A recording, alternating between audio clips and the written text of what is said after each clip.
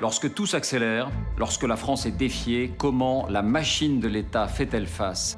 C'est un sentiment d'angoisse et le sentiment qu'on se trouve dans une spirale infernale dont on ne va plus sortir.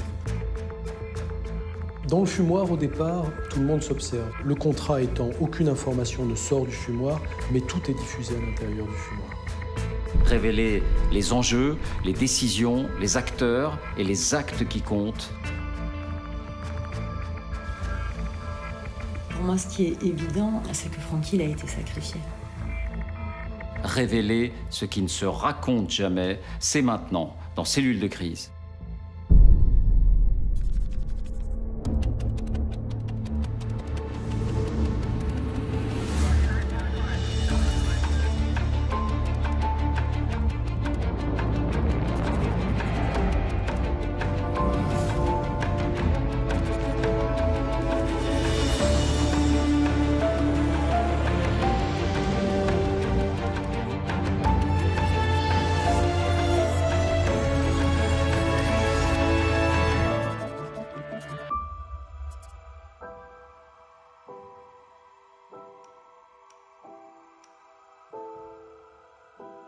« 2015, la maudite. À gauche. Là. L'année commence avec les attentats de Charlie Hebdo, de Montrouge et de l'Hypercacher. Elle s'achève par les massacres du 13 novembre. Une année qui fait basculer la France dans une nouvelle ère, l'ère du terrorisme de masse où chaque citoyen devient une cible potentielle. Notre défi, vous emmener dans les arcanes du pouvoir, les lieux les plus secrets de l'État où se prennent les décisions qui comptent au cœur des cellules de crise. Qui sont ces femmes et ces hommes de l'ombre qui agissent auprès des politiques? Quelles décisions prennent-ils? Quelles conséquences sur l'issue de la crise? Les réussites comme les faiblesses. Avec Claire Tesson, Michael Gage, Jean-Marc Philibert, nous vous emmenons à l'intérieur de la machine d'État qui a fait face aux attentats, avec en tête deux questions. En janvier 2015, la France était-elle prête à faire face aux menaces terroristes? A-t-elle tiré les leçons des attaques de Charlie Hebdo et de l'Hypercacher?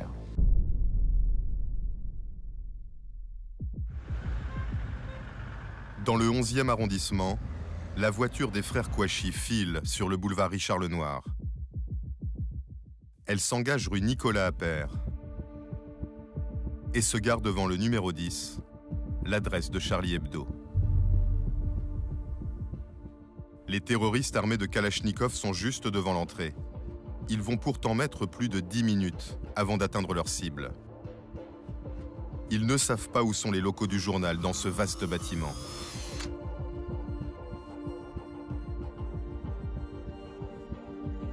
Ils vont d'abord vers la loge du gardien. 3 agents de maintenance travaillent à l'intérieur. Les frères Kouachi leur demandent où se trouve Charlie Hebdo. Les 3 hommes n'en ont aucune idée. Un coup de feu part. Frédéric Boisseau, l'un des agents, est mortellement touché. Les terroristes essayent alors de passer par une autre entrée du bâtiment, au 6 Allée Verte. Ils forcent la porte, tirent un coup de feu sans faire de victime, puis ressortent. Pendant ce temps, un collègue de l'homme qui a été abattu dans la loge se cache dans une petite rue en face de l'immeuble pour appeler la police.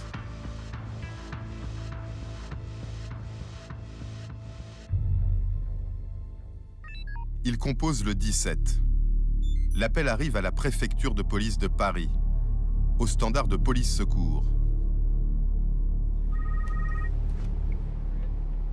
En quelques minutes, une alerte est transmise aux patrouilles qui circulent dans l'est de Paris. Le commissaire Jacques Méric dirige les agents qui sont intervenus ce 7 janvier au matin. Ces hommes vont arriver sur les lieux sans imaginer un seul instant qu'il s'agit d'une attaque terroriste. Individus armés, les coups sont entendus, donc c'est peut-être une agression à main armée dans un établissement bancaire ou industriel, enfin on ne sait pas trop. C'est un peu la mission de la BAC. On envoie la BAC, mais en même temps, on arrive sur les lieux, je dirais, sans trop savoir à ce moment-là la dangerosité de la situation. Un policier parfaitement informé sur les événements qui vont suivre témoigne. Pour protéger son anonymat, nous avons reconstitué l'entretien qu'il nous a accordé. Tout le monde arrive dans l'ignorance, la fleur au fusil. Le 10 rue Nicolas Appert, ça évoque rien du tout aux policiers qui arrivent sur place. Ils font pas le rapprochement avec Charlie Hebdo, parce que le journal a emménagé il y a quelques mois dans l'arrondissement et les policiers n'ont pas été prévenus. Les premiers policiers arrivés sur place, les policiers de quartier, ceux qu'on appelle les primo-intervenants, ne savaient pas qu'il s'agissait du siège de Charlie Hebdo. Et pourtant, depuis des années, on savait que le journal était désigné comme cible par Al-Qaïda. Ça paraît incroyable. C'est d'autant plus incroyable que c'est le cas aussi à la préfecture de police. Personne parmi les fonctionnaires qui sont au travail ce matin-là ne semble connaître l'adresse de Charlie Hebdo, ni les opérateurs de police secours là, qui sont dans cette salle-là, qui sont chargés de répondre aux appels des témoins sur place, donc de décrocher le téléphone, ni même ceux qui se trouvent dans la salle de commandement, cette salle-là qui est chargée de piloter l'ensemble des commissariats parisiens. Au cœur même de l'appareil de sécurité de la capitale, on ne fait pas le rapprochement. Effectivement. Et sur les radios de la police que nous avons pu écouter, on s'aperçoit honnêtement que personne ne réalise vraiment ce qui est en train de se passer. D'ailleurs, un opérateur de police secours suggère qu'il s'agit d'une attaque de banque. Un équipage de la BAC, la brigade anticriminalité du 11e arrondissement, est envoyé sur les lieux. La voiture est alors en patrouille avenue de la République, à quelques centaines de mètres de Charlie Hebdo. À ce moment-là, les terroristes parviennent à entrer dans le bâtiment. Mais ils vont mettre encore de longues minutes avant de trouver la rédaction. Ils se perdent dans le dédale de couloirs et d'escaliers et finissent par arriver au 3e étage. Ils pénètrent dans les bureaux d'une société de production, tirent un nouveau coup de feu sans faire de victime, puis ils repartent dans les escaliers en direction du hall d'entrée. Au même instant, l'équipage de la BAC se gare passage Popincourt à 100 mètres de Charlie Hebdo. Un policier garde la voiture, ses 3 collègues se dirigent à pied vers la rue Nicolas Appert. Les terroristes sont toujours dans l'immeuble, la tuerie n'a pas encore eu lieu. Quand ils arrivent sur les lieux, moins de 3 minutes après l'appel 17, ils ne voient rien d'anormal. Ils ne voient rien d'anormal. Il n'y a pas d'agitation, rien de particulier. Il y a seulement 2 personnes dans la rue, une qui décharge un camion devant le théâtre et une autre personne qui attend pas loin. L'agent de maintenance qui a appelé les secours vient à la rencontre des policiers. Il est sous le choc, son collègue blessé est toujours dans la loge.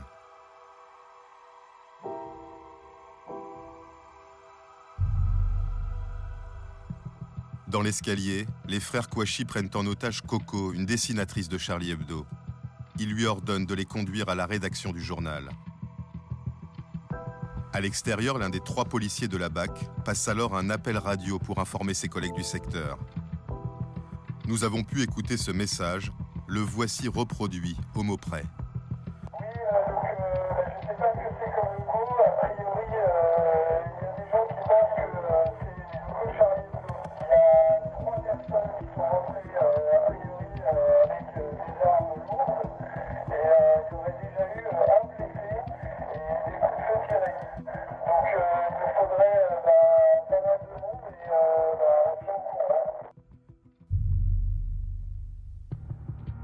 Immédiatement après l'appel radio, les policiers entendent une série de violentes détonations. Ils courent se mettre à couvert.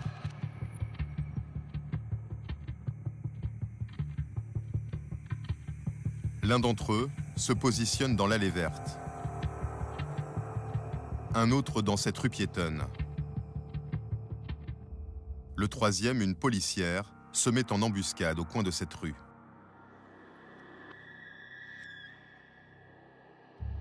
Dans le même temps, une patrouille de 3 policiers à vélo arrive en renfort depuis le boulevard Richard-Lenoir.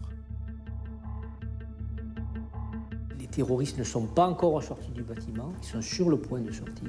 Il y a à ce moment-là beaucoup de policiers sur les lieux. 6 policiers sont alors prêts à intervenir, mais ils n'ont aucune idée du danger qui les attend.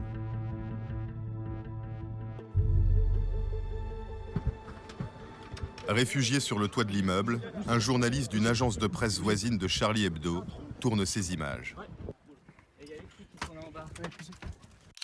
On voit les 3 policiers en VTT arrivant sur l'allée verte, ainsi qu'un des hommes de la BAC qui s'est écarté dans la rue avec un témoin.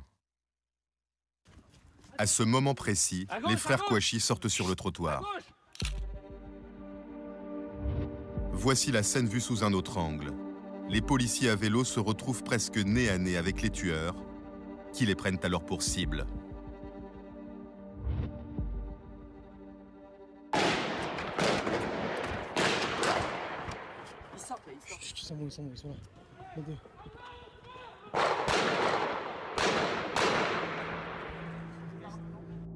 Les 3 VTTistes s'enfuient par la rue piétonne. L'un d'entre eux est légèrement blessé, atteint au mollet. Pendant cette fusillade, un seul agent réplique. C'est la policière de la BAC qui s'était postée dans la rue d'en face. Elle ouvre le feu à 3 reprises en direction des frères Kouachi qui sont à une quinzaine de mètres. Mais elle ne les touche pas et doit à nouveau s'abriter derrière le mur. C'est pas avec un pistolet automatique 9 mm, qui est une arme dangereuse, mais on avait en face affaire à des individus surarmés, entraînés, et les policiers en plus arrivent sans savoir, donc ils ont un temps de retard. Un témoin posté sur un toit a filmé la suite. On a mangé le prophète Mohamed. On a mangé le prophète Mohamed. On a mangé le prophète Mohamed. Malgré les policiers qui les entourent, les frères Kouachi ne se pressent pas. Ils revendiquent l'attentat et prennent le temps de recharger leurs armes.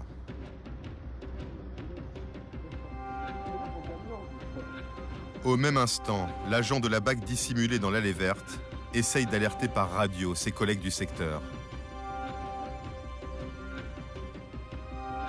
Un policier de la BAC veut passer un message disant que les 2 individus vont monter dans la voiture. En plus, il peut donner la plaque d'immatriculation. Et surtout, il veut avertir ses collègues de ne pas s'engager dans l'allée verte, parce que ça tire sur la police. Mais cet appel vital ne passe pas. Au moment où le policier de la BAC il essaie de passer son appel radio, en même temps, sur les ondes, il y a plein de messages qui viennent de la salle de commandement de la préfecture de police. Le chef de cette salle pose des questions pour savoir ce qui se passe. Et ce sont ces messages qui sont prioritaires. Ça veut dire qu'il recouvre les messages du policier de terrain. Du coup, pour ce policier qui tient la radio, c'est frustrant.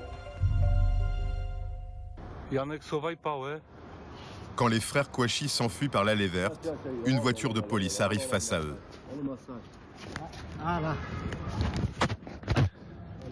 Là, les policiers qui sont dans cette voiture, ils pensent que ce sont des collègues qui arrivent en face. Du coup, ils commencent à faire des appels de phare pour qu'ils se poussent. Et c'est au moment où les terroristes sortent de la voiture qu'ils comprennent.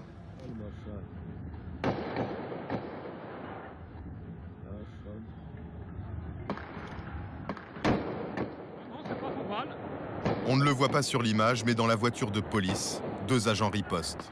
En pleine marche arrière, ils tirent à travers le pare-brise. Mais les terroristes continuent d'avancer et de faire feu.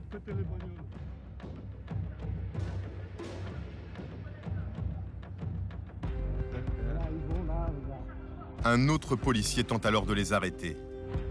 C'est l'un des hommes de la BAC qui est 30 mètres derrière eux. Il tire à 2 reprises, sans résultat. Les frères Kouachi s'enfuient par le boulevard Richard Lenoir. Les occupants de la voiture de police sortent miraculeusement indemnes de ce terrible face-à-face. L'un d'entre eux se précipite sur le trottoir et tire, sans ralentir les tueurs. Les terroristes prennent le boulevard à contresens, avant de faire demi-tour en direction de la place de la Bastille. 2 nouveaux policiers essayent de s'interposer, ouvrent le feu, sans plus de réussite que leurs collègues. Il faut savoir que nous, on ne s'entraîne pas au tir de précision. On s'entraîne au tir de riposte. C'est des tirs à 5-6 mètres. Là, en plus, ça bouge, il y a le stress. Le combat, il est perdu d'avance. Les frères Kouachi s'enfuient alors par l'autre côté du boulevard. 3 gardiens de la paix arrivent à cet instant. L'un d'entre eux s'appelle Ahmed Merabé. Il traverse le terre-plein central pour intercepter les fuyards. Il n'a pas le temps d'utiliser son arme. Les terroristes descendent de voiture et l'abattent à cet endroit.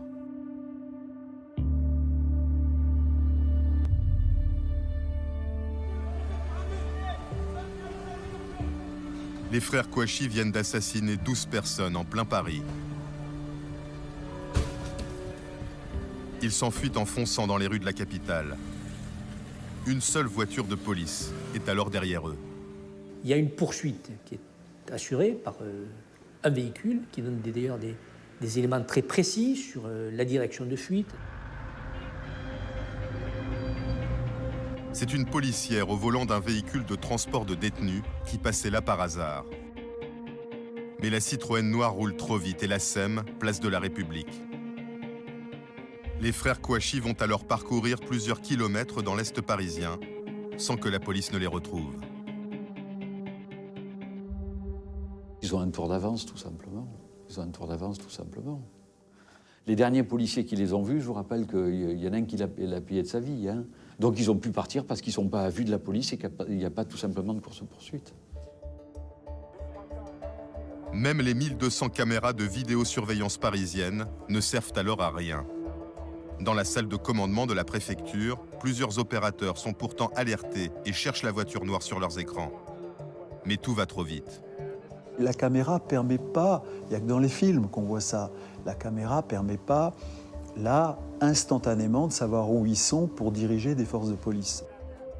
C'est la limite du système. Pour suivre la Citroën par vidéo, il aurait fallu que les opérateurs la repèrent dès le départ. Sinon, impossible de la retrouver rapidement au milieu du trafic parisien, avec des dizaines de choix de caméras possibles. Les frères Kouachi continuent de foncer dans les rues de Paris. Ils surgissent place du Colonel Fabien dans le 19e arrondissement. Un peu plus loin, ils bloquent un automobiliste pour lui voler sa voiture. Les témoins de la scène voient alors ces hommes en noir, armés. L'un d'entre eux porte un lance-roquette.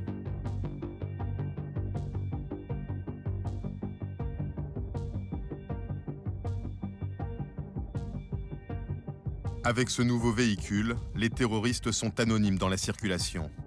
Ils n'ont plus que 2 kilomètres à faire et quittent Paris par la porte de Pantin. Après coup, les policiers se sentent vraiment impuissants face à ce genre d'événement.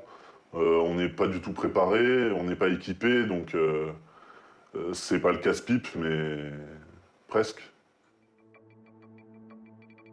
Depuis ce 7 janvier 2015, est-ce que les choses ont été modifiées pour l'information des policiers sur ces sites sensibles? Oui et non. Parce que maintenant, la préfecture de police envoie une liste des sites sensibles de la capitale à tous les commissariats de Paris et de la Petite Couronne. Donc c'est un email interne à la police, c'est ce qu'on appelle un télégramme dans le langage policier. Et sur cette liste, il y a des centaines d'adresses. Il y a par exemple des adresses de synagogues, de sièges de médias, de domiciles de personnalités protégées. Sauf qu'en fait, les policiers sur le terrain nous disent que cette liste, elle est beaucoup trop longue. Si longue qu'il est difficile d'y trouver rapidement une adresse. Et puis surtout, en fait, c'est un fichier papier.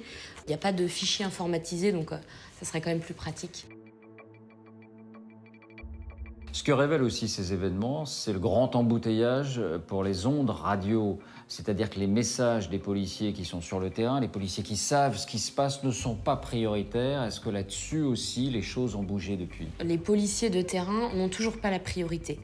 Mais ce qu'on sait, c'est que la préfecture de police a passé des consignes à sa salle de commandement pour davantage laisser la parole au terrain. Et ça marche? Alors il semblerait que ça marche. Les policiers ont observé une nette amélioration sur les ondes depuis, des échanges radio moins bavards et plus précis. 10 minutes à peine après la fuite des assaillants, c'est le chaos autour de la rue Nicolas Appert. Des dizaines de policiers bouclent le quartier. Les secours arrivés en nombre tentent de soigner les blessés à même le trottoir et de les évacuer vers les hôpitaux parisiens.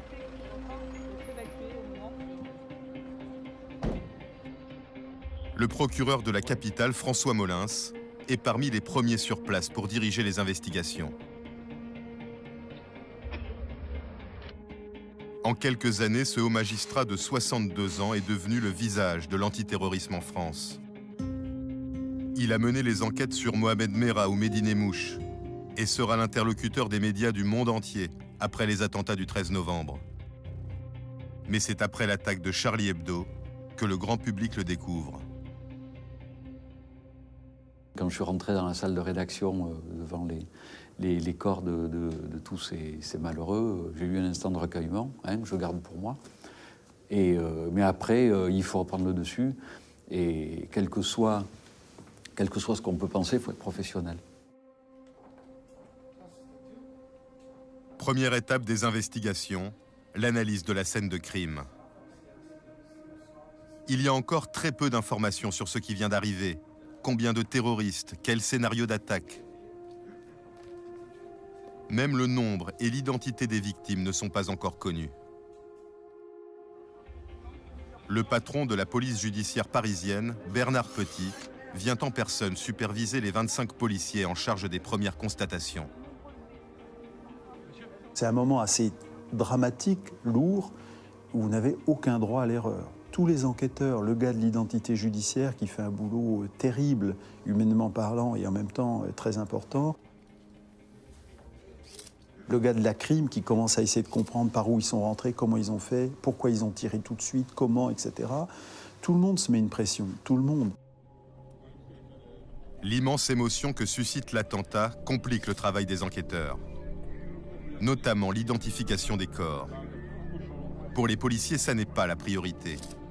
Il ne faut surtout pas modifier la scène de crime avant de finir les premiers relevés. Mais à l'extérieur du bâtiment, les journalistes et surtout les proches des victimes exigent des noms. Dans un premier temps, Bernard Petit fait barrage à ces demandes. On a l'officier de sapeur-pompier qui veut savoir l'identité des gens au sol qui sont morts, de façon à pouvoir répondre à coup sûr aux autorités, aux familles, celui-ci est mort, celui-ci est blessé. Et à cet instant, quand l'officier de sapeur-pompier essaie d'obtenir ces noms, pousse un petit peu les enquêteurs à bouger les corps, à regarder les papiers, il est renvoyé. Il est renvoyé en... C'est pas le moment, c'est pas la priorité. Le patron de la PJ parisienne va pourtant infléchir sa position. Car dans la rue, il tombe sur l'épouse de l'une des victimes de Charlie Hebdo. Cette femme veut savoir, exige de savoir si la personne qu'elle connaît à cet étage est morte ou pas. Et c'est en voyant un peu la détresse de cette femme que je réalise que cette demande est parfaitement légitime et a autant de priorité que la constatation pure, qui est ma priorité naturelle à moi. Le commissaire remonte alors à la rédaction. Et pour gagner du temps, il demande de l'aide à Laurent Léger, un journaliste survivant de Charlie Hebdo. Je vais me tourner vers ce journaliste qui est, entre guillemets, un impliqué, un témoin privilégié de ce qui s'est passé, et je vais lui demander quelque chose, l'indicible. Je vais lui demander de m'aider à reconnaître les corps. Voilà. Et il va accepter.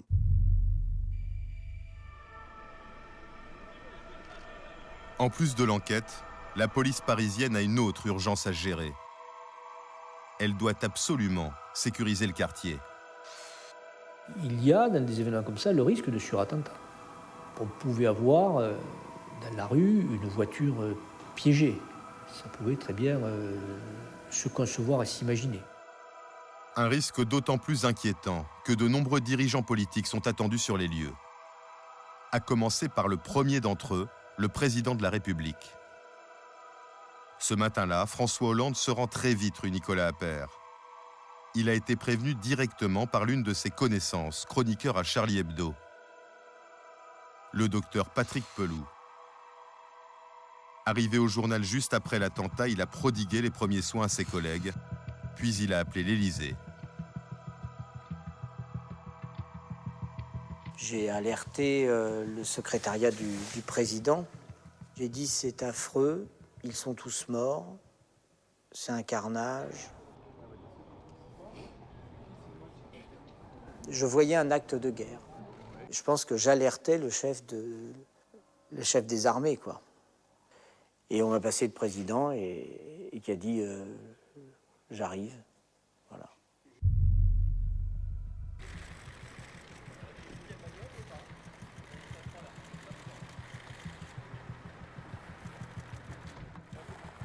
François Hollande quitte l'Élysée 3 quarts d'heure après l'attentat, alors que le quartier autour de Charlie Hebdo n'est pas encore totalement sécurisé. La pression repose alors sur les épaules d'un homme. Le commissaire Alain Gibelin, responsable de l'ordre public à la préfecture de police. C'est lui qui est chargé dans l'urgence de sécuriser la visite présidentielle. Donc c'est toujours un grand moment de solitude pour un chef de police, de savoir qu'on a le chef de l'État qui arrive et le ministre de l'Intérieur, mais il faut s'adapter. Tous les véhicules, il y en avait de mémoire, je dirais une petite dizaine, ont été tous passés au fichier, ont été, entre guillemets, reniflés par les chiens explosifs. Donc on avait une relative marge de sécurité. Mais jusqu'au bout, Alain Gibelin va avoir des sueurs froides. Juste avant l'arrivée de François Hollande, on l'avertit d'une information inquiétante. Je vois une personne affolée qui vient vers moi, me dit « Écoutez, vous êtes de la police. » J'ai vu 2 personnes rentrer dans le parking sous le site. On est quelques minutes avant l'arrivée du chef de l'État. Le chef de l'État est annoncé comme partant. Vous pouvez imaginer que ces 2 personnes étaient armées et auraient surgi au dernier moment, et puis en arrosant la foule à des armes automatiques. Alain Gibelin envoie une vingtaine d'hommes fouiller les parkings sous l'immeuble de Charlie Hebdo. Le président n'est plus qu'à quelques centaines de mètres.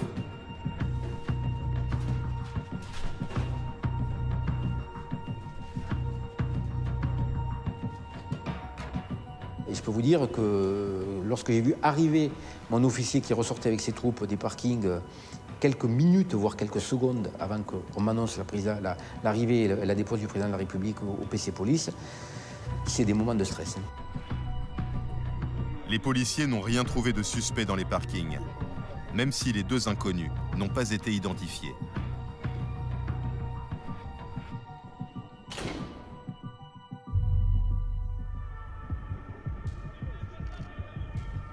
La menace est levée quand François Hollande arrive au PC Police, boulevard Richard Lenoir.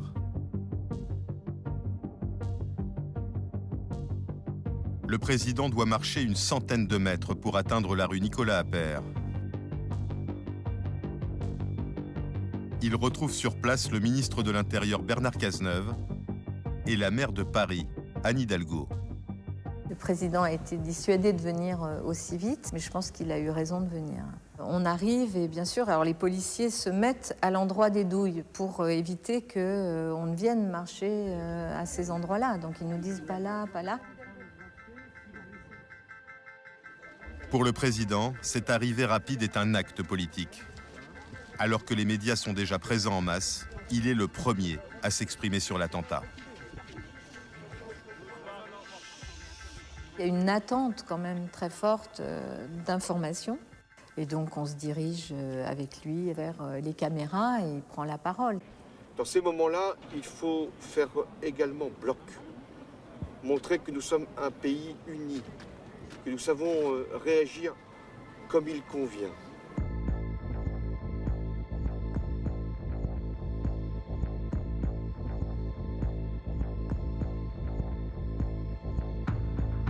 Incarner une France qui résiste, mais à quel prix? Pour le procureur de Paris, une chose est sûre, le risque de surattentat a été sous-estimé. C'est une erreur parce que quand on connaît les habitudes de ces gens-là, je pense que c'est un vrai risque et c'est quelque chose qu'on n'intègre pas suffisamment dans ce genre de choses. Parce qu'effectivement, un surattentat dans un cas comme ça serait absolument dramatique. Et quand on repense au nombre de personnes qui se trouvaient là, ça aurait été une gravité extrême. C'était pas suffisamment inscrit dans les plans et les raisonnements, mais avec le recul maintenant, je pense que ça le sera. La nuit du 13 novembre, François Hollande s'est rendu de nouveau très vite devant le Bataclan, 20 minutes seulement après la fin de l'assaut. Les mêmes questions sur sa sécurité ont alors été posées dans la presse. L'Élysée a assuré que la protection du chef de l'État avait été garantie à 100%.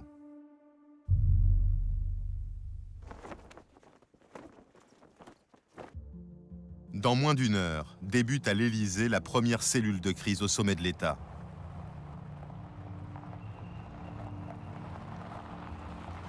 François Hollande revient juste de la rue Nicolas Appert avec le ministre de l'Intérieur Bernard Cazeneuve.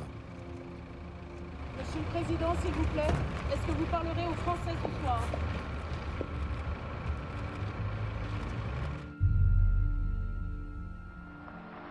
Les poids lourds du gouvernement les rejoignent.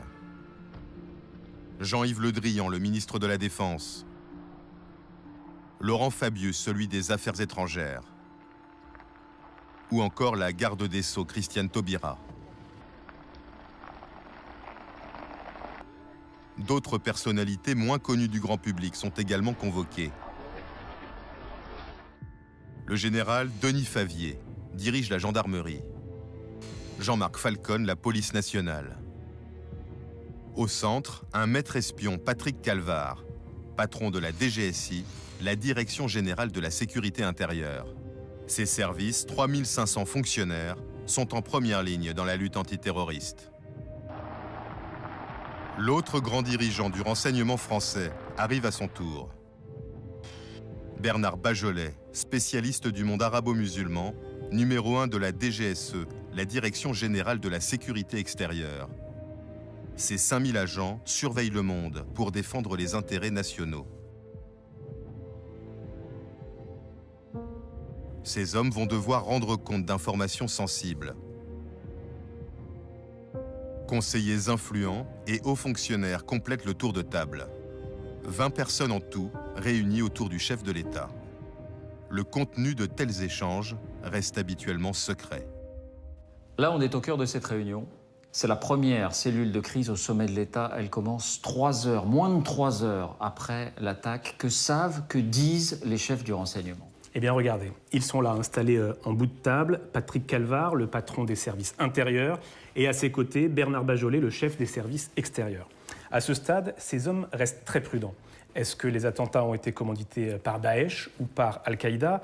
Est-ce que ce sont des djihadistes de retour de Syrie ou des gens qui se sont auto-radicalisés ici en France? À cette heure-là, en tout cas dans ce qu'ils disent, ça reste très ouvert. En ce qui concerne l'enquête, est-ce qu'il y a un participant qui va livrer un élément déterminant à ce moment-là? Oui, alors cette fois, ce n'est pas un patron d'un service secret, c'est le préfet de police de Paris, Bernard Boucaud. C'est lui qui va livrer des précisions sur la carte d'identité qu'ont trouvée les enquêteurs dans la voiture abandonnée par les terroristes. La carte d'identité de Saïd Kouachi. Oui, c'est la carte d'identité de Saïd Kouachi. Et le préfet explique que cet homme est originaire de Reims, qu'il est passé par le Yémen et qu'il est probablement lié à Al-Qaïda. Donc il y a une piste Al-Qaïda. Est-ce que les chefs du service de renseignement rebondissent? Qu'est-ce qu'ils disent à ce moment-là? Du coup, ils en disent un peu plus. Oui, effectivement, Al-Qaïda, c'est sans doute la bonne piste pour 2 raisons en particulier. D'abord, Al-Qaïda a besoin d'un coup d'éclat dans sa concurrence avec Daesh. Et puis ensuite, depuis toujours, en fait, Al-Qaïda était en pointe contre les caricatures. Il y a les politiques aussi, de chaque côté de la table.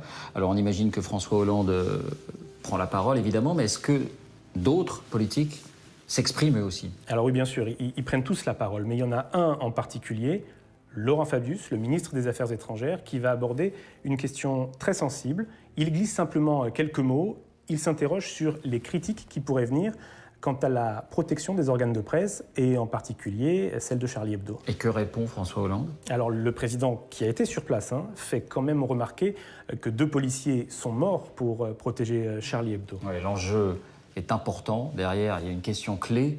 A-t-on bien évalué la menace?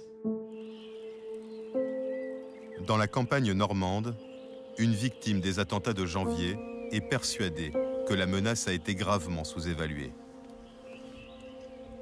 Ingrid Brinsolaro est la veuve de Franck Brinsolaro, le garde du corps de Charbes.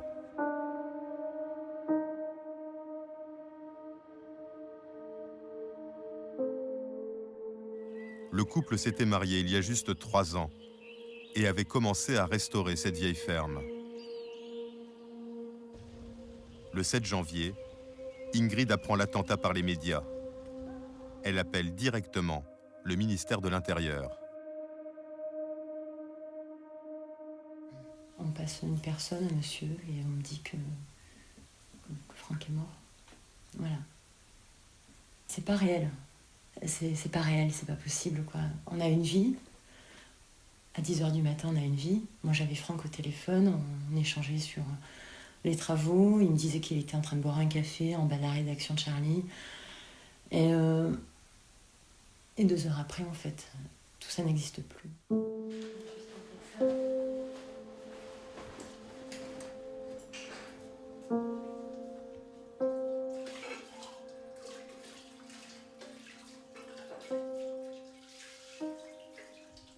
moi, ce qui est évident, c'est que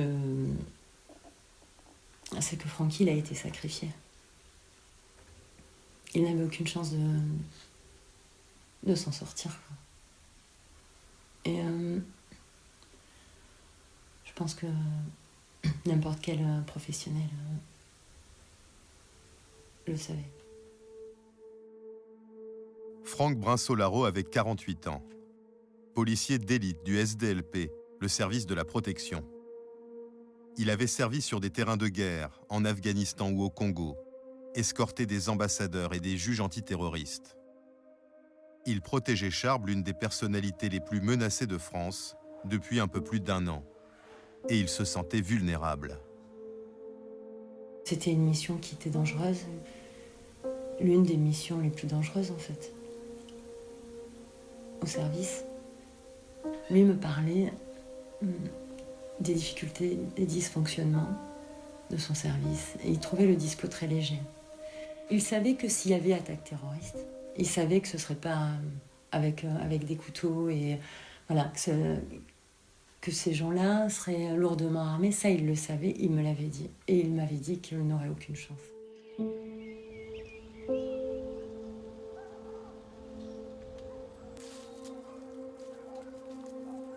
Le 7 janvier, une voiture du ministère de l'Intérieur vient chercher Ingrid en Normandie et l'emmène à Paris. Elle est accueillie au siège du SDLP avenue Miroménil, où les collègues de son mari tentent de la réconforter. Puis on lui annonce que Bernard Cazeneuve souhaite la voir. Elle arrive bouleversée dans le bureau du ministre et l'interpelle. Je prends la parole et je lui... C'est difficilement d'articuler, mais je lui demande comment est-ce que, alors que la menace est connue, réelle, comment il est possible que cette attaque arrive. Voilà. Comment il est possible que 2 hommes armés rentrent dans la rédaction de Charlie Hebdo et tuent autant de personnes, dont mon mari.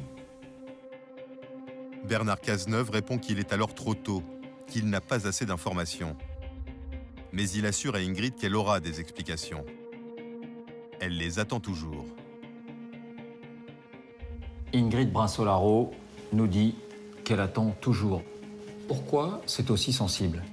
Mais pour comprendre, en fait, il faut remonter à l'origine des menaces contre Charlie Hebdo. C'est ancien, ça remonte à 2006, à la première publication des caricatures de Mahomet par un journal danois, le Jylland-Posten, qui sont reprises par Charlie Hebdo. Donc en fait, à partir de ce moment-là, le journal satirique devient une cible, je dirais même la cible française pour les islamistes les plus radicaux. Il va y avoir un premier attentat contre Charlie Hebdo entre le 1er et le 2 novembre 2011. Cette nuit-là, Charlie est attaqué au cocktail Molotov. Les locaux sont entièrement détruits. Protection policière, s'il le faut, il le faudra, mais c'est déjà céder aux extrémistes que d'accepter leurs règles du jeu. C'est-à-dire qu'on s'arme de notre côté ou qu'on se protège de notre côté comme eux vivent comme des paranoïaques. Moi, j'ai absolument pas envie de vivre comme un paranoïaque.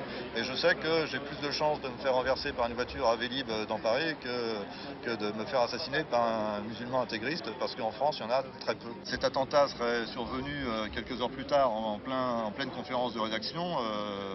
Oui, ça aurait pu blesser quelqu'un et là, la situation aurait été différente et je réagirais certainement pas aussi sereinement. Mais Charb et les salariés du journal ne vont pas avoir le choix. Ils vont devoir apprendre à vivre sous protection policière. Le journal déménage et à partir de ce moment-là, Charlie bénéficiera d'une garde statique, c'est-à-dire un quart de police présent devant les locaux H24. Donc il est bien protégé, le journal, à ce moment-là. Bah oui, et en plus, 3 dessinateurs du journal, Charb, Luz et Brice, sont mis sous protection policière, c'est-à-dire qu'ils ont chacun 3 gardes du corps en septembre 2012. Cette menace, elle va prendre un nouveau tour. Au printemps 2013, le magazine d'Al-Qaïda, Inspire, publie une liste de 11 personnalités à abattre dans le monde. Et vous voyez là, figure Charb sous son vrai nom, Stéphane Charbonnier. Et c'est le seul Français sur cette liste. Pourtant, ce dispositif de protection, il va être allégé dans les mois qui viennent. Oui, c'est ça qui n'est pas très compréhensible. La protection de Charb est abaissée à 2 gardes du corps à partir de septembre 2013. Celle de Luz et Riss avait été levée quelques mois plus tôt. Derrière, il y a un deuxième déménagement du journal. Oui, c'est à l'été suivant, en 2014, que Charlie Hebdo emménage rue Nicolas Appert. Alors au début, la gare statique devant les locaux du journal est maintenue. Mais en septembre 2014, elle est remplacée par une patrouille mobile. Comment expliquer que quelques mois avant l'attentat, la protection de Charlie Hebdo ait été allégée? Laurent Nunez était à l'époque le bras droit du préfet de police de Paris qui a pris cette décision. Mes collaborateurs ont eu quelques réunions avec les responsables du journal où nous avions convenu que la protection statique n'était pas forcément utile telle qu'elle était organisée, puisqu'il y avait plusieurs points d'entrée, et compte tenu du fait que les dispositifs statiques sont aussi des dispositifs visibles.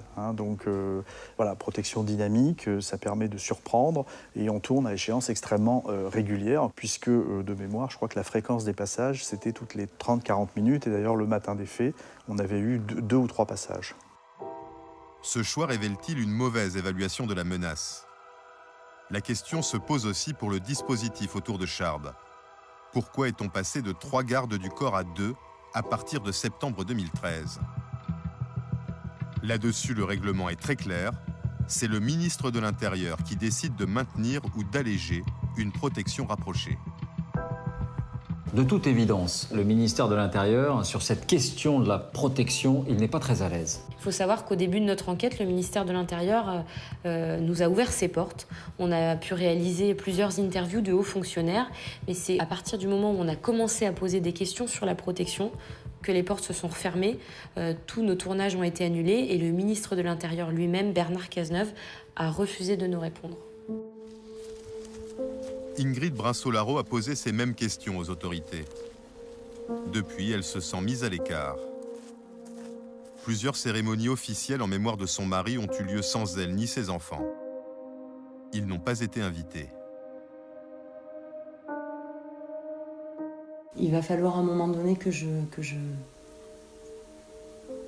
rende compte de cette histoire à ma fille. C'est une question de responsabilité et je crois que les responsables doivent dire aujourd'hui que la menace a été sous-estimée, que les moyens n'ont pas été mis en place.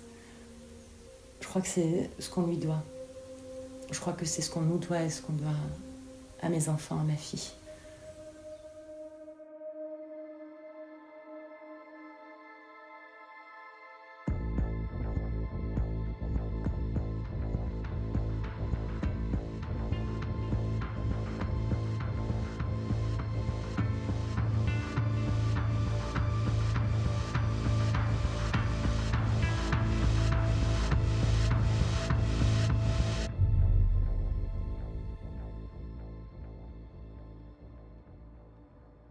Pendant ces premières heures après l'attaque de Charlie Hebdo, le ministre de l'Intérieur est propulsé sur le devant de la scène.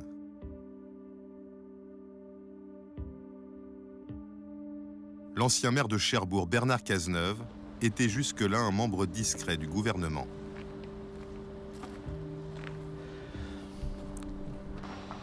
Il y a 12 personnes disparues, 8 blessés, dont 4 en situation d'urgence absolue. En poste depuis 9 mois, il va devoir faire preuve d'autorité, car très vite, il est confronté aux limites de son administration.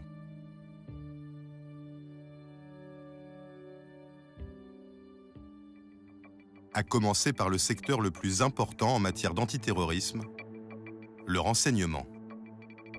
Dès le début d'après-midi, la traque se centre sur les frères Kouachi, puisque la carte d'identité de Saïd Kouachi a été retrouvée. Ce nom, Saïd Kouachi, les services de renseignement le connaissent bien. Ce jour-là, à la préfecture de police de Paris, quand on apprend l'identité des tueurs, on voit rouge. Et pour cause, la DRPP connaît très bien Saïd Kouachi. La DRPP, c'est la direction du renseignement de la préfecture de police de Paris. Et Saïd Kouachi a été l'un de ses objectifs, l'une de ses cibles. Alors comment expliquer qu'il soit passé entre les mailles du filet? Mais ce qui nous intéresse ici, c'est ce qui se passe au début de l'année 2014. En février, moins d'un an avant l'attaque contre Charlie Hebdo, la préfecture prend l'initiative de placer Saïd Kouachi sous surveillance. Pourquoi? Pour quelle raison? Ils ont des informations sur un voyage de Saïd Kouachi au Yémen, le fief d'Al-Qaïda. Et puis Saïd Kouachi, il est en lien avec des islamistes radicaux, dont certains ont même été condamnés pour terrorisme. Ça fait beaucoup, la préfecture décide de le placer sous surveillance. Donc que se passe-t-il? Ça veut dire qu'on le met sur écoute? Oui, mais en fait les écoutes ne donnent rien. Il y a en fait un décalage entre le profil de Saïd Kouachi et le calme plat qui règne sur les ondes. Les écoutes sont trop lisses en fait et il y a quelque chose qui colle pas, quelque chose qui cloche pour les limiers du renseignement. C'est un peu comme si Saïd Kouachi essayait de les semer. Et donc que se passe-t-il? Ils décident d'organiser des filatures? Alors oui, ils vont même organiser des planques devant plusieurs adresses où Saïd Kouachi est supposé habiter, mais en fait il ne le voit jamais. Il n'habite pas là? Non, il a déjà déménagé à Reims. Donc il est sorti du territoire de la préfecture de police de Paris? Oui, absolument. La préfecture de police, elle couvre la capitale et la petite couronne. Pour les individus les plus menaçants, dès lors qu'on sort de l'Île-de-France, c'est la DGSI, la Direction Générale de la Sécurité Intérieure, qui a la main. Donc, au printemps 2014, la préfecture communique l'ensemble de ces informations, l'ensemble de ces éléments à la DGSI. Donc, la DGSI est censée prendre le relais. Est-ce qu'elle organise à son tour des écoutes à Reims? Non, les écoutes de Saïd Kouachi se sont arrêtées à l'été 2014. Donc plus d'écoutes téléphoniques. Mais est-ce que des filatures vont être mises en place à Reims? Le 7 janvier, le jour des attentats, la DGSI rédige une note, elle fait remonter ces infos. Ce document, on a pu le consulter, il y a très peu de détails. Et les adresses de Saïd Kouachi sont toutes erronées. Alors le moins qu'on puisse dire, c'est que cette surveillance a été défaillante. Bernard Cazeneuve est à peine informé de ces dysfonctionnements que déjà la situation se complique sur un autre front. Celui des médias. En France, c'est la première fois qu'une crise d'une telle ampleur se déroule en direct sur les réseaux sociaux et sous l'œil permanent des chaînes d'information continue. Hervé Bérou est le directeur de la rédaction de BFM TV, une chaîne qui va être au cœur des débats sur le traitement médiatique des attentats. Comme on a fait plus de 70 heures de direct consécutifs, on a envoyé plus d'une centaine de personnes sur le terrain. Les forces de l'ordre sont immédiatement confrontées à l'omniprésence des médias.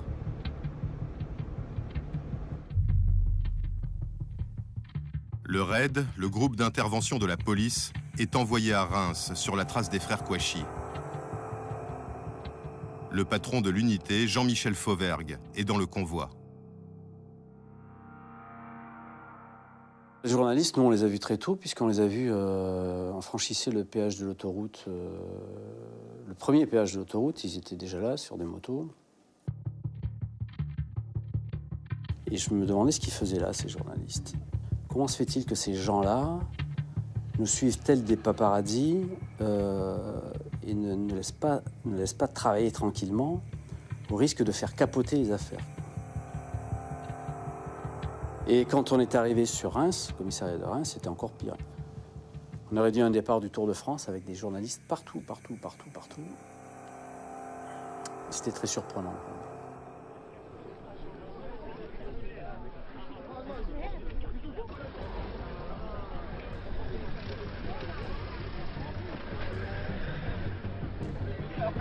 Tout le monde sait qu'il y a beaucoup d'informations qui sortent par les canaux policiers.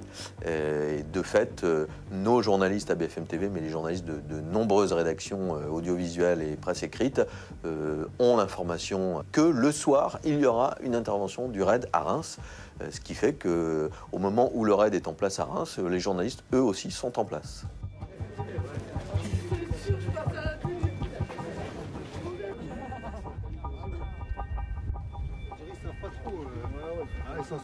Le RAID avance et personne n'arrête les journalistes. C'est ce qui se fait toujours. Les journalistes sont à un moment interceptés et on les met derrière un cordon de sécurité et là, les journalistes s'arrêtent. Et là, de manière assez incroyable, on arrive à cette situation extrêmement étrange et en tout cas inédite de journalistes filmant en direct à la télévision l'intervention du RAID dans cette cité de Reims, cagoulée à plus de 23 heures. Pour les policiers, ces caméras sont un handicap. Elles annulent l'effet de surprise. La présence des médias pose aussi des questions de sécurité. Les hommes du raid sont alors à la recherche de terroristes lourdement armés. Les journalistes sont autant de cibles. C'est la première fois dans ma carrière que je fais une perquisition avec des journalistes derrière avec la télé, quoi. C'est pas une bonne expérience pour moi. C'est pas, j'apprécie pas tant que ça.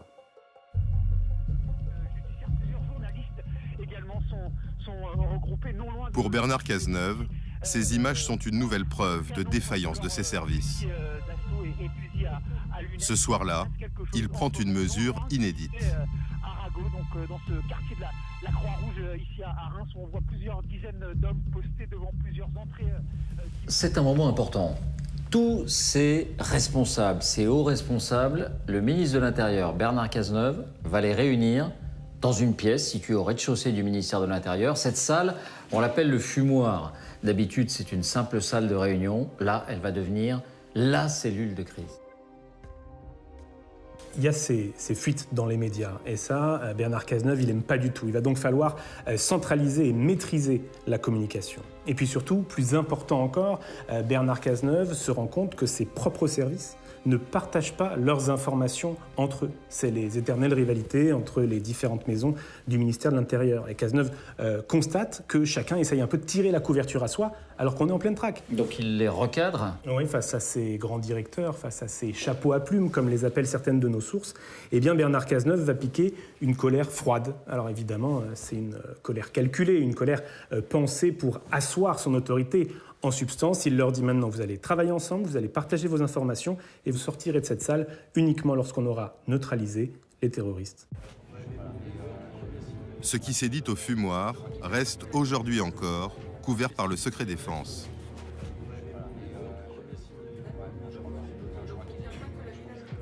L'un des grands directeurs convoqués ce jour-là nous a accordé un entretien exclusif. Jérôme Léonet, le patron du renseignement territorial, le service qui a remplacé les renseignements généraux, les RG.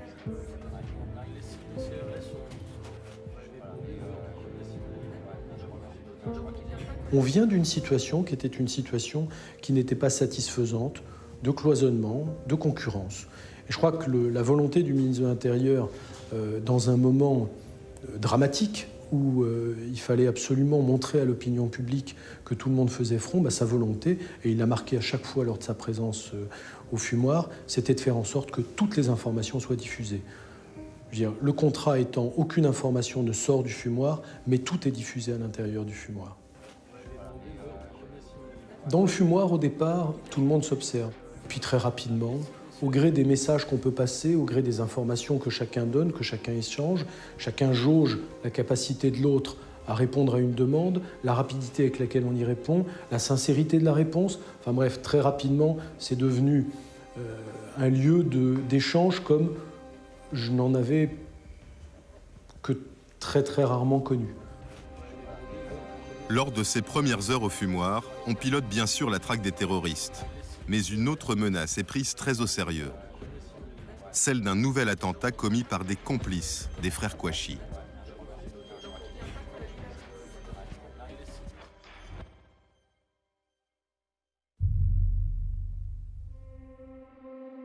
Le lendemain matin à Montrouge, en banlieue parisienne, 2 policiers municipaux et 2 agents de la voirie interviennent après un banal accident de la circulation. Un homme surgit, cagoulé et armé d'un fusil d'assaut. Il ouvre le feu immédiatement. La policière Clarissa Jean-Philippe est tuée. L'un des agents est grièvement blessé à la tête. Son collègue se rue alors sur l'agresseur.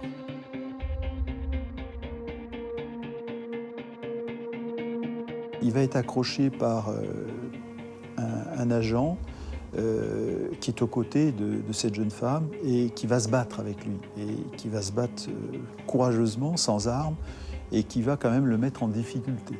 Tant et si bien qu'il est quand même obligé d'utiliser une arme de poing pour se dégager. L'agresseur sort un pistolet et l'agent se retrouve au sol, à sa merci. Par miracle, l'arme s'enraye.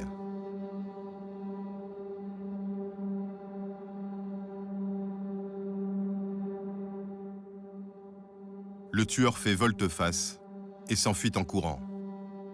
Dans la bagarre, il va perdre sa cagoule.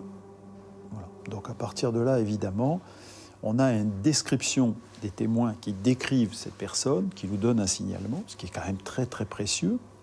Et puis en même temps, on a maintenant un élément matériel qui est au sol qu'on va utiliser. L'information remonte au palais de justice de Paris.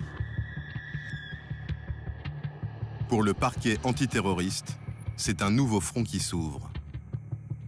On s'est saisi très vite. Moi, dès que j'étais au courant de ces faits, parce que ça me paraissait hautement suspect, j'ai très vite pensé à la qualification de terroriste. J'ai envoyé un magistrat en observateur, donc le jour même à 8h30 le matin. C'est un sentiment d'angoisse et le sentiment on se trouve dans une spirale infernale dont on ne va plus sortir. Le fumoir va coordonner cette double traque.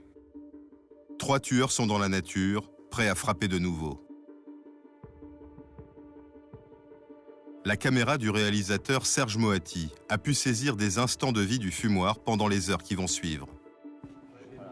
Dans la salle, une vingtaine de hauts gradés et de conseillers ministériels triés sur le volet. Les frères Kouachi viennent d'être repérés. Ils ont braqué une station-service à 80 km de Paris. Ils sont rentrés pour chercher à bouffer. Il n'y avait pas d'argent, ils sont rentrés là-dedans armés, ils ont pris la nourriture, ils sont repartis. À cet instant, une lutte d'influence s'engage au fumoir. Entre le chef de la gendarmerie, Denis Favier, et celui de la police, Jean-Marc Falcon.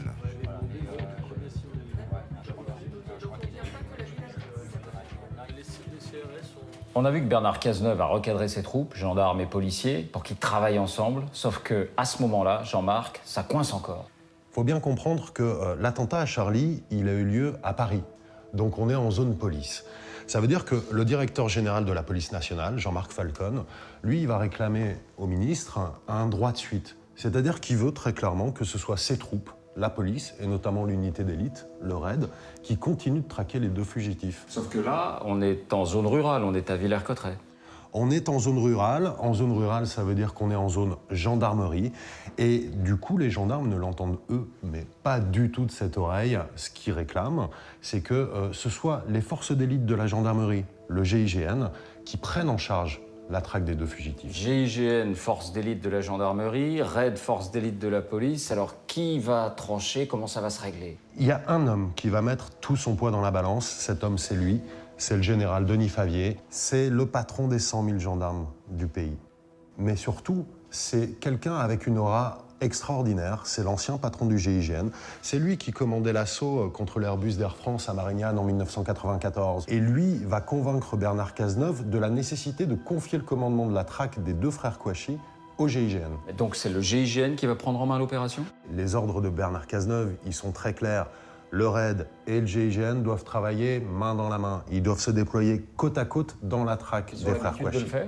C'est la première fois dans l'histoire que ces 2 unités d'élite-là vont se retrouver côte à côte sur le terrain. D'accord, et l'idée c'est de partir d'ici d'Est. Le général Favier et Jean-Marc Falcon mettent en place ensemble le dispositif de traque. Dès qu'on est prêt, vous êtes d'accord avec les gendarmes. Je vais vous donner le top départ des fouilles, vous me le donnez. Hein, d'accord? Dans ce périmètre, on peut établir quasiment un couvre-feu. Hein. Bon, à part la RN2, les autres sont quand même des axes qui sont tenables, contrôlables. Les 2 grands patrons dessinent eux-mêmes la zone de recherche que doivent se partager RAID et GIGN. Des milliers d'hectares de forêt et de petites routes. Des officiers des 2 unités coordonnent cette première mission commune. C'est ce qui est demandé. Hein. En gros, ça fait un triangle. D'accord. En gros, ça fait la D213 est là. Oui. D'accord. Le triangle en question de fouille comme ceci. Oui. Ici, c'est RAID. Ici, oui. C'est GI. Okay. L'axe de séparation, c'est la D973. D'accord. Je vous ai envoyé sous le plan que vous avez. Oui, j'ai vu. Hein. D'accord. Et l'idée, c'est de partir d'ici d'est, ratisser en ouest. 150 hommes du GIGN sont les premiers à partir.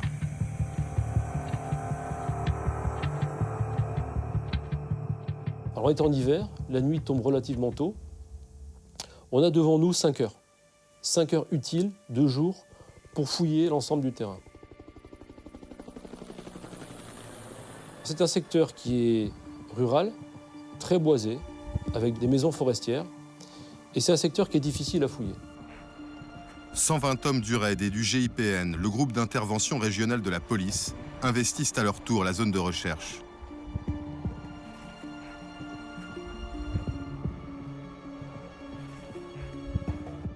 Alain a pour mission de sécuriser plusieurs villages. On pensait tomber sur quelques irréductibles qui ne voudraient pas ouvrir ou ne nous faciliteraient pas l'intervention. Et finalement, tout le monde, enfin je pense que c'est un intérêt national, donc tout le monde a joué le jeu. Les gens nous ont ouvert les portes, on a fouillé leurs maisons.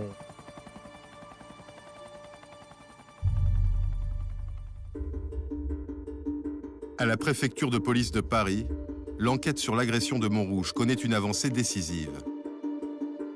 L'agresseur est identifié. Il s'appelle Amédi Koulibaly. On sait que c'est Koulibaly qui est l'auteur de la fusillade parce qu'il est reconnu par un fonctionnaire de police, alors non pas directement, mais au travers du portrait robot qui est établi, ce qui nous permet donc de mettre tout de suite les enquêteurs sur cette piste. Alors c'est au fumoir que j'apprends le rôle d'Amédi Koulibaly et que le RT est mis en alerte concernant ce profil. Le RT, le renseignement territorial que dirige Jérôme Léonet.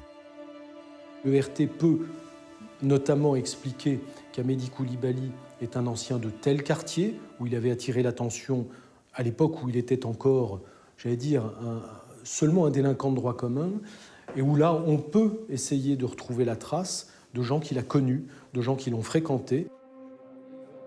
Koulibaly est également connu pour sa radicalisation. Il est en lien avec la filière djihadiste des Buttes-Chaumont, comme les frères Kouachi. Mais l'information va rester secrète. Alors que la veille, le nom des terroristes avait très vite fuité dans la presse, cette fois, rien ne sort.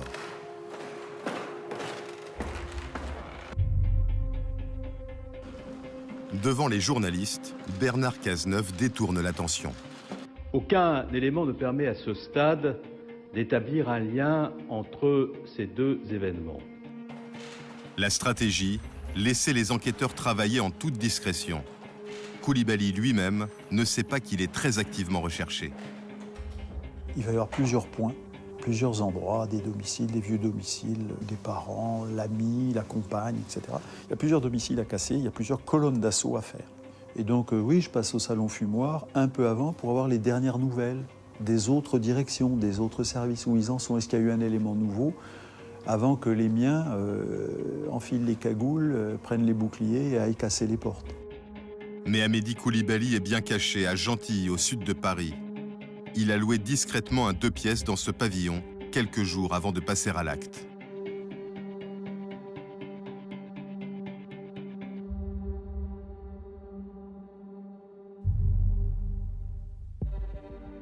La traque autour de Villers-Cotterêts est pour l'heure également infructueuse. Les frères Kouachi ont passé la nuit dissimulés dans un bois à l'extérieur de la zone de recherche.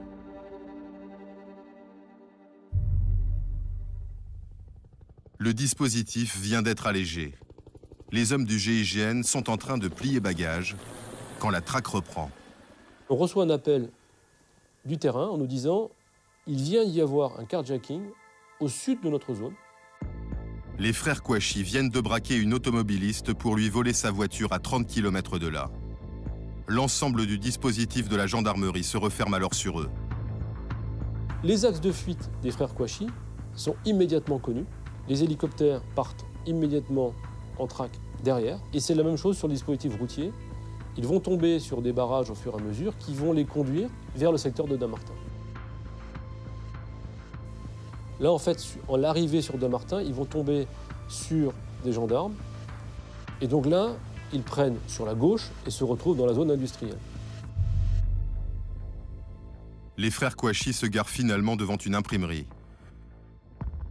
Le gérant, Michel Catalano, commence alors sa journée de travail avec son graphiste Lilian. Il aperçoit les silhouettes noires par la fenêtre. Je me suis retourné, j'ai été vers Lilian, je lui ai dit « Écoute Lilian, il faut qu'on appelle les gendarmes ». Et là, la porte a claqué.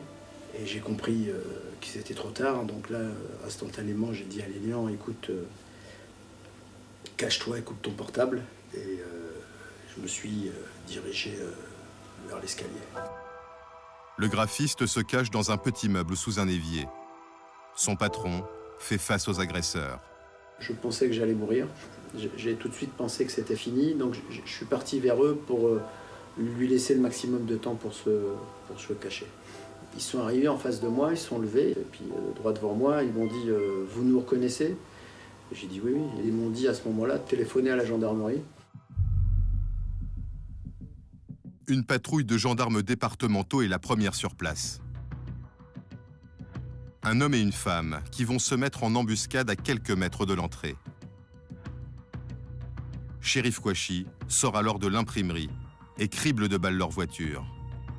J'ai entendu une rafale, comme ça j'estimerais ça à 5-6 balles, je pense, ça a fait talala, et un espèce de bruit différent, et comme une espèce de bruit de ricochet, je ne sais, j'ai pas bien compris qu'est-ce que c'était, un bruit sourd, et ça s'est arrêté, net. Ce bruit sourd, c'est l'un des gendarmes qui a répliqué. Il n'est qu'à 4 mètres de sa cible. Il touche Chérif Kouachi au cou. Le terroriste s'effondre.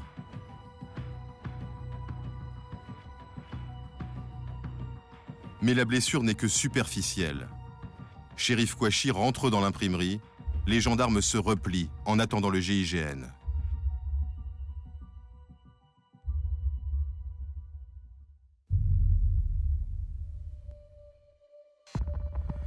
Les hommes du GIGN investissent les abords de l'imprimerie.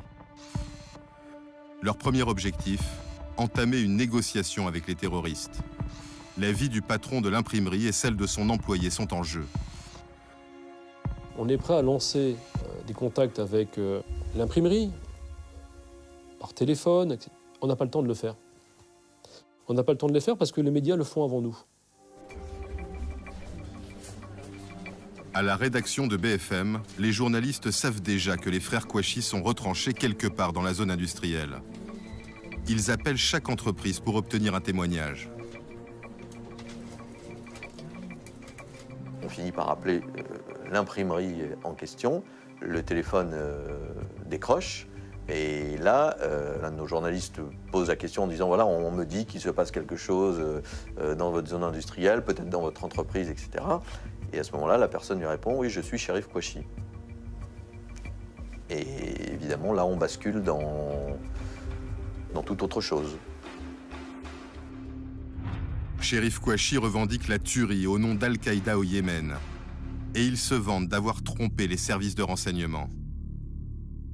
La discussion dure quelques minutes. BFM n'en diffusera qu'une petite partie le lendemain. Car ce vendredi matin, impossible de mettre à l'antenne cette interview réalisée en pleine prise d'otage.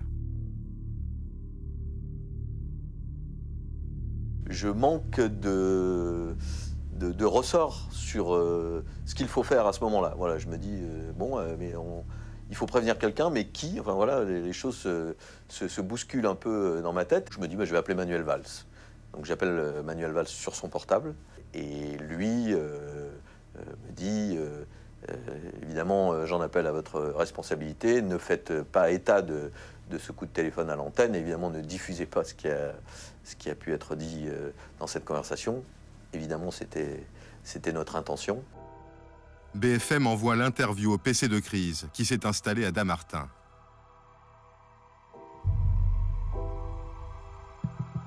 Plusieurs grands décideurs ont quitté le fumoir pour s'installer dans les bureaux d'une entreprise voisine de l'imprimerie. Les Kouachi, ils ont pu parler au téléphone à des journalistes, mais ils ont refusé de parler aux représentants des forces de l'ordre. Et tous les messages qu'on a pu laisser sur leur boîte, leur messagerie, il n'y a pas eu de suite. C'est très gênant parce qu'à partir du moment où les frères Kouachi répondent aux journalistes, moi je sais qu'il n'y aura plus de contact. Je sais. C'est fini. On va appeler tous les quarts d'heure, on n'arrêtera jamais d'appeler, jamais ils décrocheront. Parce qu'en fait, leur message est passé.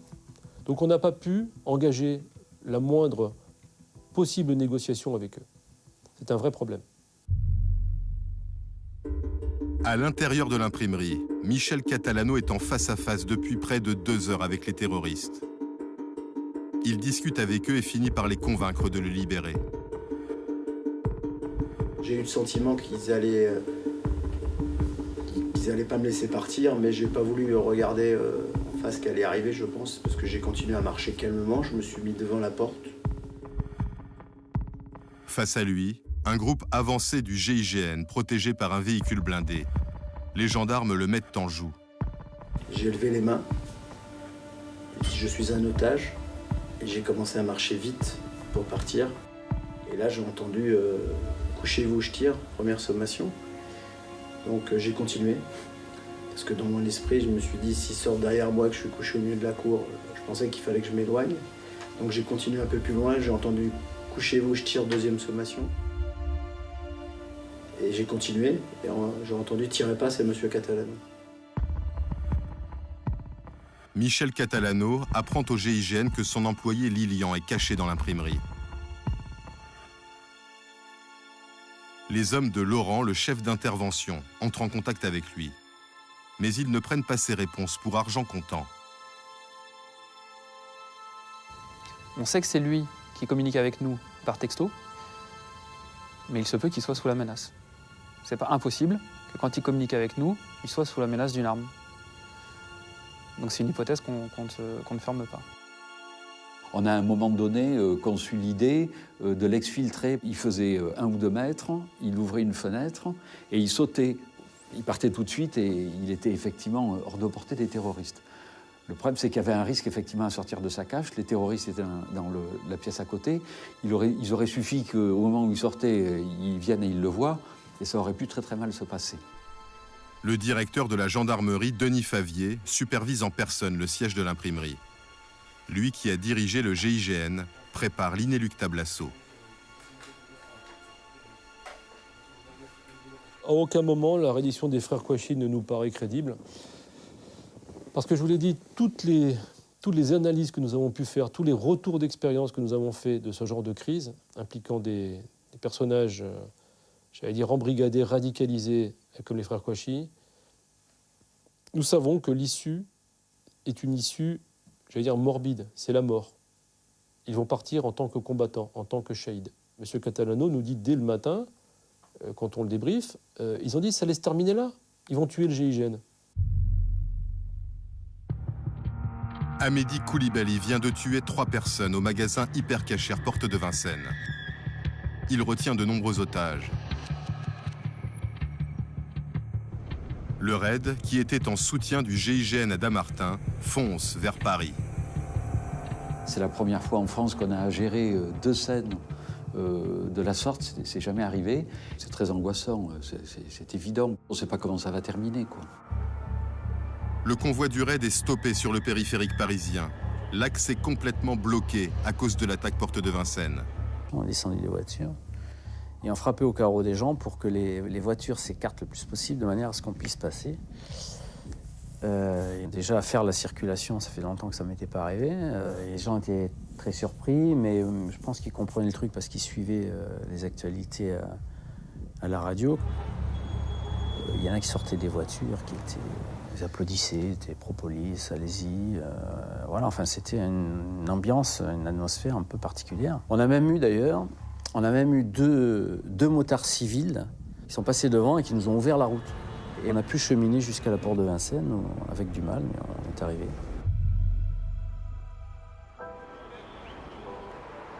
Le raid retrouve sur place des forces de police déjà présentes en nombre.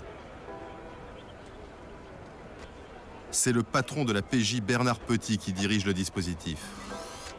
À ses côtés, le commissaire Christophe Molmy, chef de la BRI, l'unité d'intervention parisienne.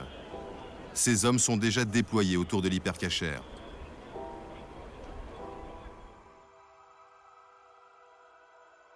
Sur le pont qui enjambe le périphérique, un PC de crise a été installé à la hâte. Dans l'un des camions, le négociateur de la BRI est en contact avec Koulibaly. Il travaille en duo avec une psychologue qui le conseille sur la stratégie à adopter. Ces premiers contacts leur laissent peu d'espoir.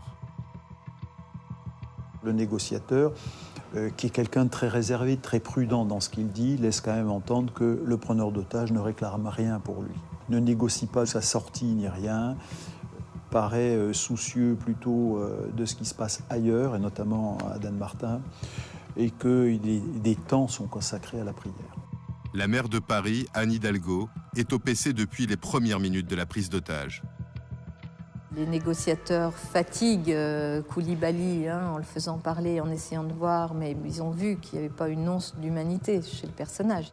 Il ne réagit pas à l'idée qu'il y a des enfants, une femme enceinte, etc., qu'on pourrait laisser sortir. Donc, mais en même temps, ils le font parler, ils le fatiguent.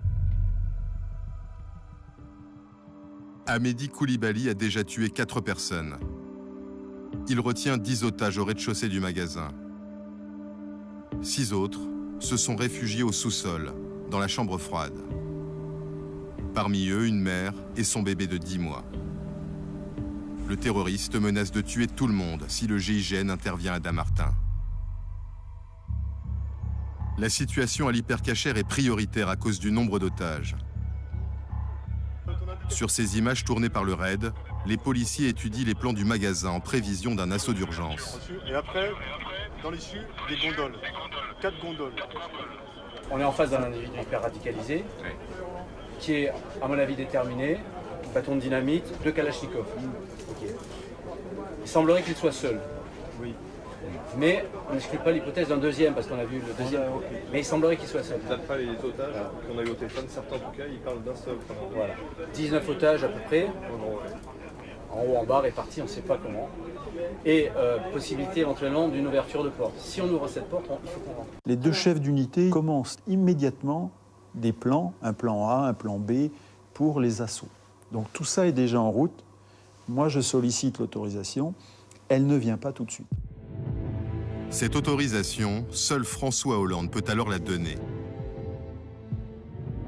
Il s'est enfermé dans son bureau depuis le début de l'après-midi avec ses principaux ministres et conseillers, dont Bernard Cazeneuve, qui est en contact permanent avec les policiers porte de Vincennes.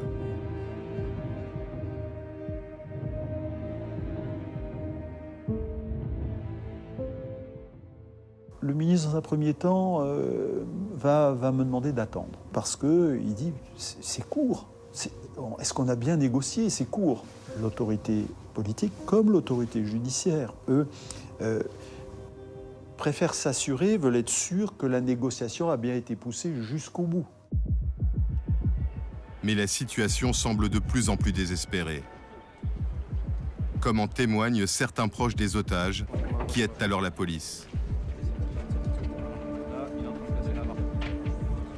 Les familles qui sont présentes jouent un rôle aussi important parce qu'elles sont en contact avec certains qui sont à l'intérieur et qui racontent comment les choses se passent. Et notamment une d'entre elles qui dit « Mais là, il est en train de faire sa prière. Dépêchez-vous, dépêchez-vous, il est en train de faire sa prière. » François Hollande donne son feu vert. Les assauts de l'hypercachère et de l'imprimerie de Damartin doivent être simultanés. À 17h30, dans un peu plus d'1 heure.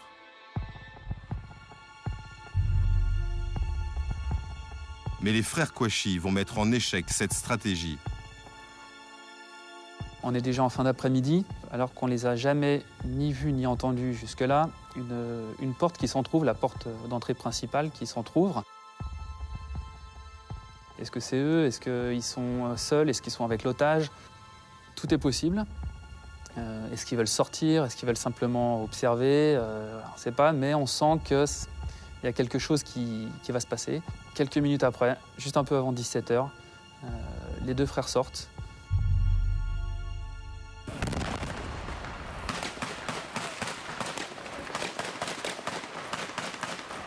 Ils sortent en courant du bâtiment et ils engagent immédiatement le feu avec leur Kalachnikov, vraiment de tous côtés.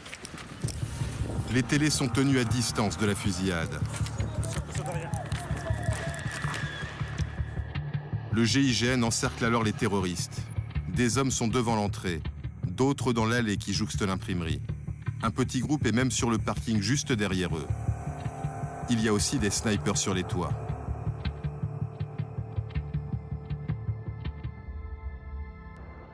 Pourtant, les Kouachi ne tombent pas immédiatement. Ils ne restent pas figés devant la porte, hein, ce qui aurait été beaucoup plus simple pour nous. Donc c'est des cibles mobiles, très difficiles à traiter. L'un des frères se positionne derrière une voiture pour tirer. L'autre zigzague au milieu du parking.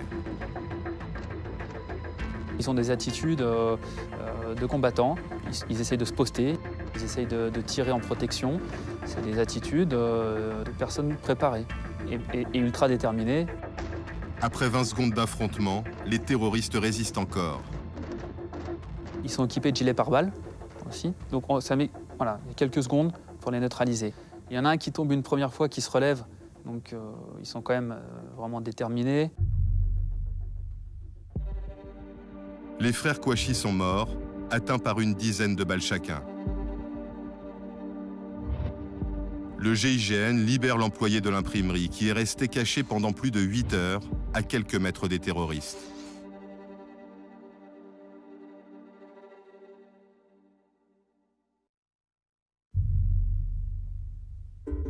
Depuis son bureau, François Hollande ordonne l'assaut d'urgence de l'hypercachère pour éviter que Coulibaly ne mette ses menaces à exécution.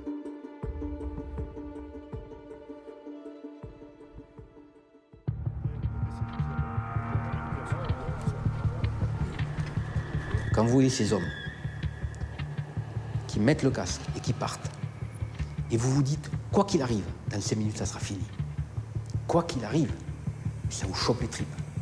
Et vous vous dites, pourvu qu'on ait personne au tapis.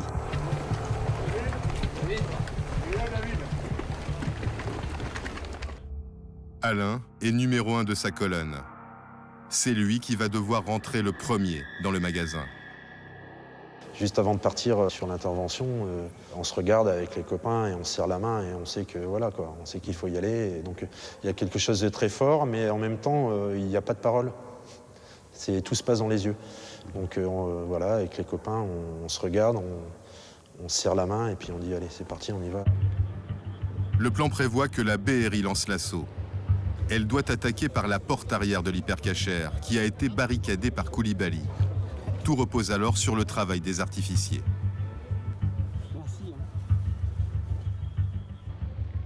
Ça met un certain temps à être mis en place. Voilà. On ne peut pas se précipiter, parce que sinon on va rater le truc. Si la porte explose mais ne s'ouvre pas, c'est un fiasco total. Et là, pour le coup, Coulibaly peut se retourner sur les auteurs. L'explosion donnera le signal de l'assaut. La BRI doit neutraliser Coulibaly en entrant par la porte arrière. Le raid doit sauver les otages en ouvrant le rideau de fer de l'entrée principale. Ils ont la clé que leur a donnée un employé du magasin.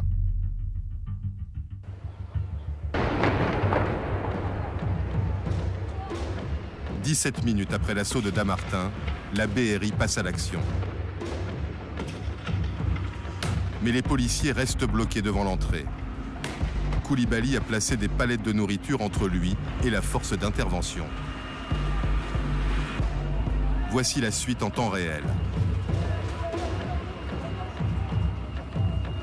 2 colonnes du raid s'élancent, protégées par le camion blindé de la BRI.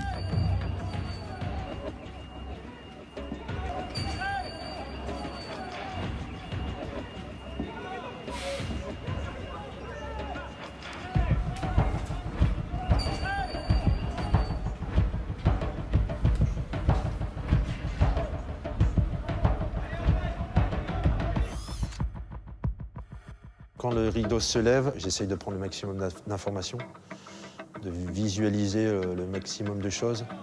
Et je vois donc un homme à terre, donc, les jambes face à moi, et une mare de sang à côté. J'aperçois sur ma gauche quelques otages. Donc ils ne sont pas par terre, ils ne sont pas debout, ils sont un peu recroquevillés, enfin ça crie. Et juste au moment où je les aperçois, j'aperçois Coulibaly qui est pile poil en face de moi, quoi, les armes à la main. Je sens une cartouche dans le bouclier, donc je prends une balle et je décide de décaler sur la droite pour ne pas rester dans son axe de feu, tout en continuant à tirer. Je glisse sur la mare de sang et je me relève très vite. Et en me relevant, il apparaît en commençant à courir. Je tire une fois et en fait, il est tellement happé par le feu nourri des collègues qui, eux, sont toujours dans son axe de tir qu'il va vers les collègues. jusqu'à la sortie de l'hypercachère.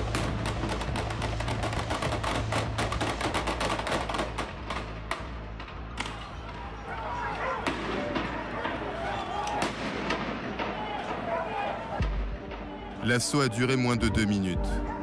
Amédi Koulibaly est mort. Les otages survivants de l'hypercachère sont enfin libres.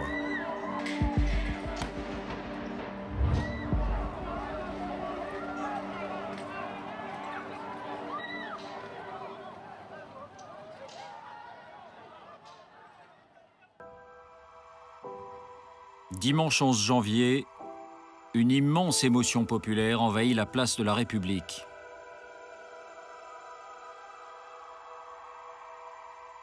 Dix mois plus tard, le lieu s'est transformé en mémorial. Entre ces deux scènes, 130 morts, plus de 350 blessés, un massacre. La France est en guerre. Les actes commis vendredi soir à Paris et près du Stade de France sont des actes de guerre. Il aura fallu les attentats du 13 novembre pour que la France prenne pleinement la mesure du changement d'air. Après Charlie, les policiers du quotidien ont réclamé des formations et de nouvelles armes pour pouvoir agir en cas d'attaque. Depuis novembre, ils commencent à être entendus. Les services de renseignement doivent tirer des leçons des failles de la lutte antiterroriste. Pour commencer, ils recrutent et une loi a été votée pour renforcer leur pouvoir. Car la menace ne faiblit pas. Plus de 10 000 personnes sont fichées pour leur lien avec l'islamisme le plus radical. Placé en état d'urgence, le pays est désormais face à deux objectifs contradictoires: éradiquer la menace terroriste et préserver ses libertés publiques. De quoi envisager de nouvelles nuits blanches pour les femmes et les hommes de l'ombre des cellules de crise.